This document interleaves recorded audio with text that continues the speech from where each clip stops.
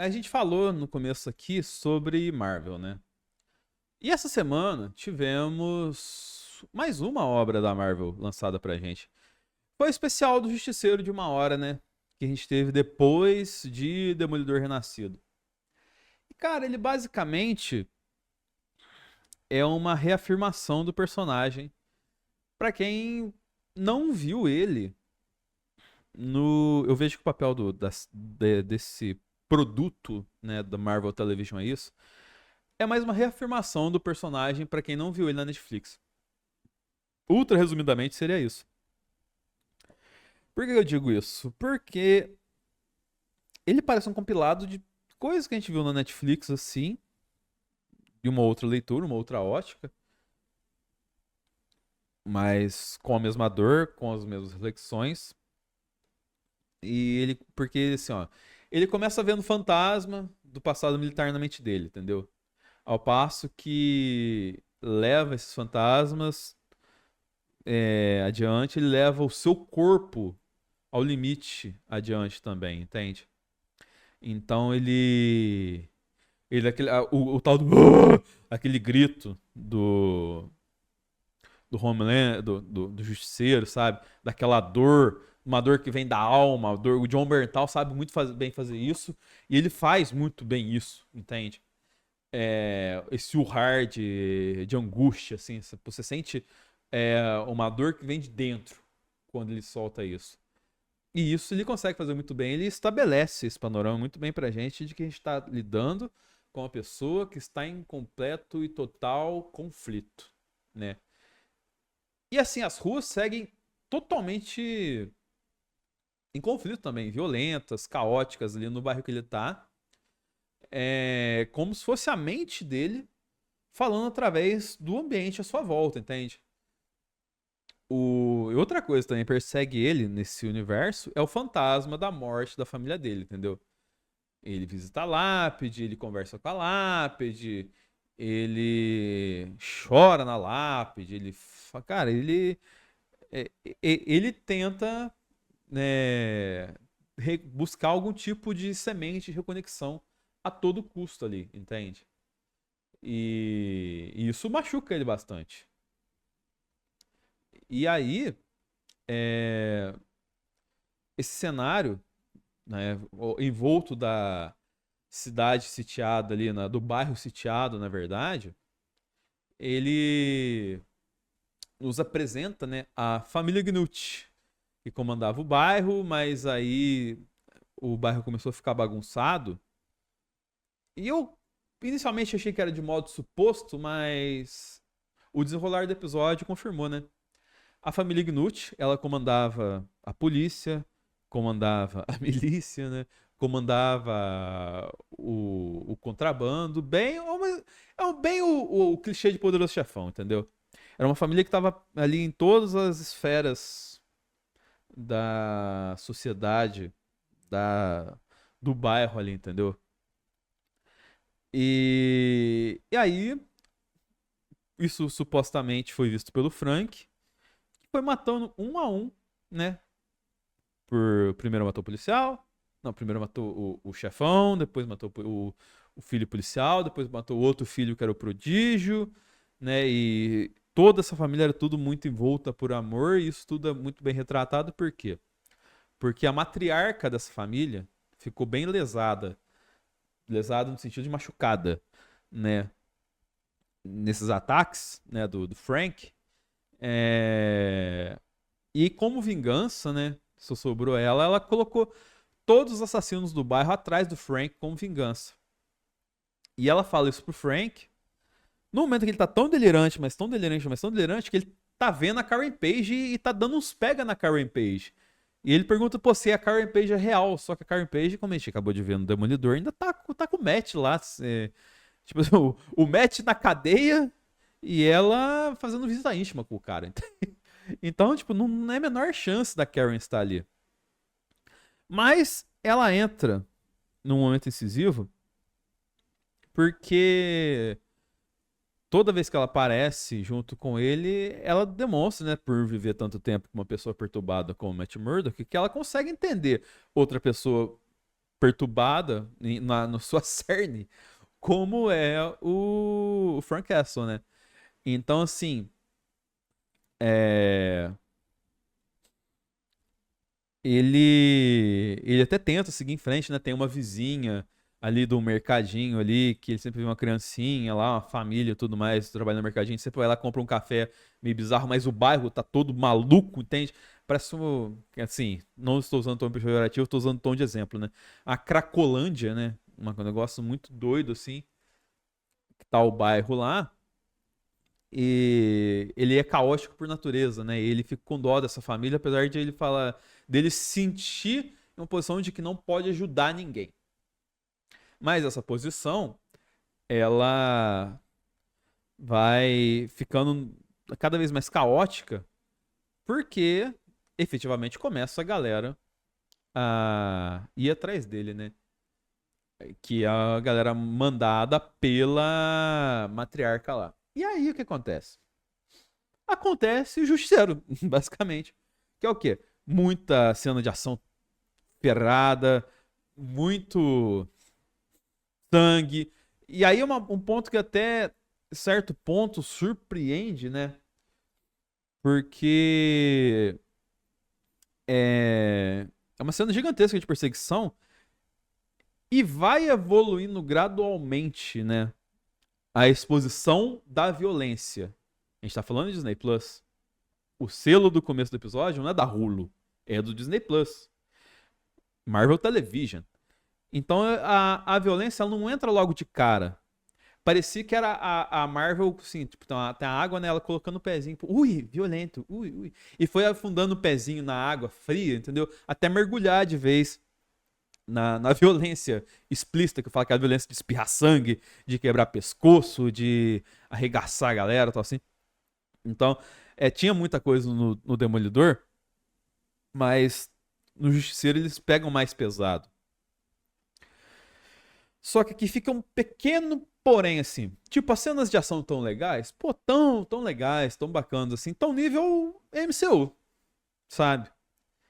E aí vem uma diferença de tom que me pega um pouquinho. Eu já até sentei anteriormente na live que eu estou gravando isso aqui, que é o Justiceiro, ele é originado totalmente na Netflix, ele apareceu pouco no Demolidor Renascido. Então a visão que a gente tem do Justiceiro é a visão da Netflix. A visão da Netflix é mais soturna, é mais urbana, digamos assim. E as séries que vieram da Netflix até agora, que é basicamente o Demolidor e esse spin-off do Justiceiro, ou esse episódio especial do Justiceiro, ele tá no tom MCU, entende?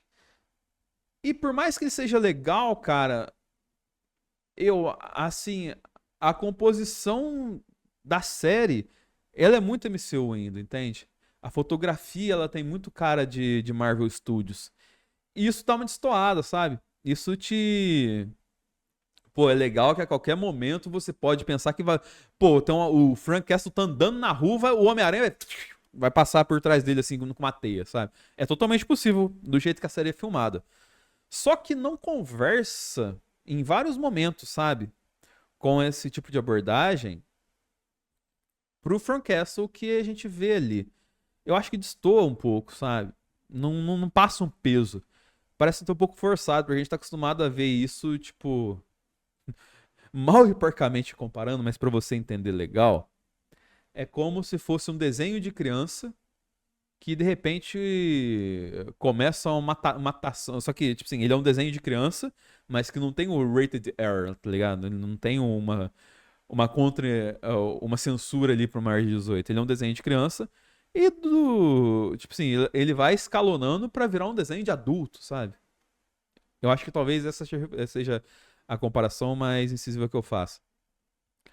E por que eu digo que isso é um problema? Por causa que aí você tem que usar mais cor, você tem que usar mais luz. Usando cor, usando mais luz, você acaba deixando algumas coisas um pouco mais artificiais. Entende? Você acaba, por exemplo, você vai filmar o Frank Castle caindo de um prédio num andaime. Se fosse na Netflix, faria uma cena bem fechadinha, sabe? Tipo, pegaria só ela meio que sacudindo, tipo, batendo, caindo nas coisas.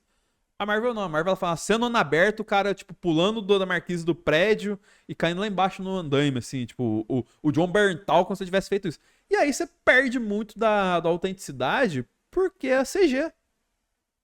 Você vê claramente ali que é um CG, entende? Por mais bem feito que seja a execução ali, soa artificial, sabe? Porque é boneco. Não adianta. Então, talvez nesses pontos eu sinto que perca. Mas perdeu a essência do Justiceiro? Não. Essa tá mantida, essa tá bizarra, essa tá continua na loucura, entende? E esse ponto eu acho positivo, porque assim, obviamente, né, vai escalonando violência, e ao passo que vai escalonando violência ele vai se machucando mais, ao passo que vai se machucando mais ele vai batendo mais, e aí ele chega num ponto que ele encontra essa família que era amiga dele ali, e tem que salvar eles, né? E aí ele usa o melhor do Justiceiro e tal assim, e faz o diabo com os caras lá, e regaça todo mundo, né? E salva a família, né? E aí meio que quando ele salva a família, as coisas se acalmam, né? E aí, nesse momento, a matriarca da família Gnut lá olha pra ele e fala, pô, ferrou legal, hein? Não adiantou nada colocar aqui o bairro inteiro pra matar esse cara e não conseguiram matar. E isso se consolida com a cena final, né? Com o Frank. E é o final e bizarra, mas que, cara, é o total tom do Justiceiro essa cena. O Frank com a sua família, contando sobre ter conhecido uma família. E aí ele meio que acha uma chave, começa a lembrar da filha e chora lembrando da filha com essa chave. O que seria essa chave? Foi a chave que abriu e trouxe de volta pra Marvel o Justiceiro, né? Que a última cena, efetivamente, do episódio é ele fazendo justiça com as próprias mãos, ou melhor, com o próprio fuzil, ou com a própria pistola, né? Até porque uma coisa legal e conveniente, na verdade, é que ao longo desse episódio, todo mundo que ele mata lá, atira e regaça e tudo mais, faz ele desarmando as pessoas, roubando arma, pegando um pedaço de pau, pegando as coisas lá e fazendo cacete, saca? Acontecer ali. E aí, digamos que essa chave é a abertura ali do arsenal do Justiceiro. E ele voltando, né, de cabelinho cortado, né, todo na régua, né, tal qual eu aqui, ó. Voltando a ser o Justiceiro e fazendo justiça com as próprias mãos. Começando pelo bairro dos italianos ali, dos Gnucci, né, onde o cara, coitado, senhorzinho do começo do episódio, perdeu o boné e perdeu o cachorrinho. Ele vai lá e mata o cara que tirou o boné e o cachorrinho do cara. Nada mais justiceiro que isso. Mas por que tudo isso acontece? Sim, por 2 pontos. Ele só fica normal se ele estiver matando geral, que o nosso forte é a rima sempre aqui. E segundo, que é pra consolidar o personagem do Homem-Aranha, né? Pô, a pessoa que vai assistir o Homem-Aranha em julho não precisa mais assistir 24 horas de 2 temporadas de Justiceiro da Netflix que tá no Disney Plus. É só ele assistir esse episódio de 1 hora. Se ele não conhece o Justiceiro, ele vai assistir e vai entender. Então, assim, é mais um demonstrativo de como ele é, de onde ele está. Entende? Eu quero entender muito bem como é que vai funcionar esse Justiceiro com o Homem-Aranha. A gente sabe que os atores, no caso Tom Holland e o John Bernthal, eles são amigos. E isso ajuda bastante na sinergia dos dois. Mas eu quero entender como é que vai ser essa parada com eles como Homem-Aranha e Frank Castle, entende? Então, a ver. Mas, assim, de todo o saldo, sabe? Tem evoluções, né, da Marvel e tal, assim. Talvez eu diga que a maior crítica é estética. Eu não sei se tem como oferecer algo mais do Justiceiro, além de história de que foram feitos, se no tom que foram feitos. Talvez por uma temporada de série do Justiceiro, num sentido de ter que derrubar cartel gigantesco, sabe? Mas talvez até convenha tirar ele de Nova York pra não ficar repetitivo. Então, assim, tem coisa pra fazer com ele, mas talvez, pô, trazer de novo drama de família, trazer de novo trauma, assim, não sei se colabora tanto, sabe? Mas trazer ele pra matar uns caras, porque, cara, o personagem é isso. É passar pistola geral, passando fogo geral na galera e resolvendo os problemas. Que é o jeito que o Justiceiro sempre resolveu as coisas nos quadrinhos.